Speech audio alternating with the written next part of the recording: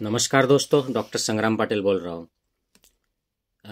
एक बहुत बढ़िया व्हाट्सएप मैसेज मेरे एक ग्रुप में आया, तो मैंने सोचा आपके साथ शेयर कर दूँ। एक 12 साल का लड़का है और वो बहुत पढ़ाई कर रहा है। छोटा सा बच्चा है और वो दिन भर पढ़ रहा है, रात को भी देर तक पढ़ रहा है। 10-10, 12-12 घंटे वो पढ़ रहा है एग्ज़ाम के टाइम पर।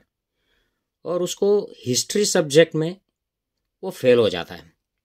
तो उसके पिताजी जो है वो बड़े अचंभे में गिर जाते हैं। वो सोचते हैं कि अरे इतनी पढ़ाई करने के बावजूद भी ये हिस्ट्री में फेल कैसे हो गया।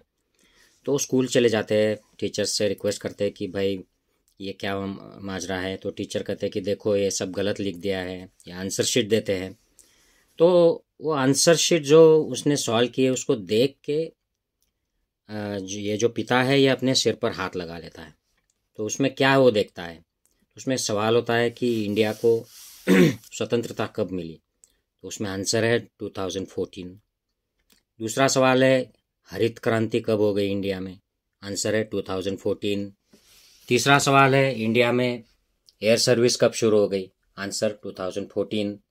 इंडियन रेल कब शुरू हुई, आंसर 2014। इंडिया में आईआईएम, आईआईटी, इसरो, एम्स कब शुरू हुए, 2014।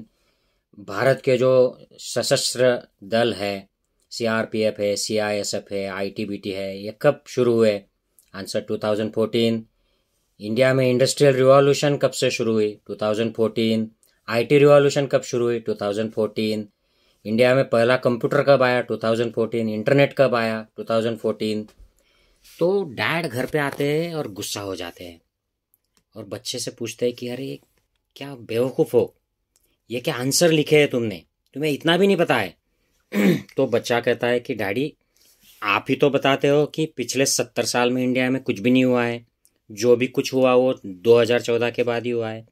यहाँ तक कि देश को आज़ादी भी 2014 को ही मिली और सारा कुछ 2014 से ही शुरू हो गया। तो मैंने क्या गलत किया, मैंने आप पे विश्वास कर लिया। मैं किताबों में तो पढ़ता था अलग अलग तिथियाँ, लेकिन मुझे आपकी याद आती थी और मैंने सोचा डैडी कह रहे हैं तो ये सच्ची बात होगी। फिर से दिमाग को हाथ लगा लेता है। शेयर कीजिएगा साथियों। जय हिंद।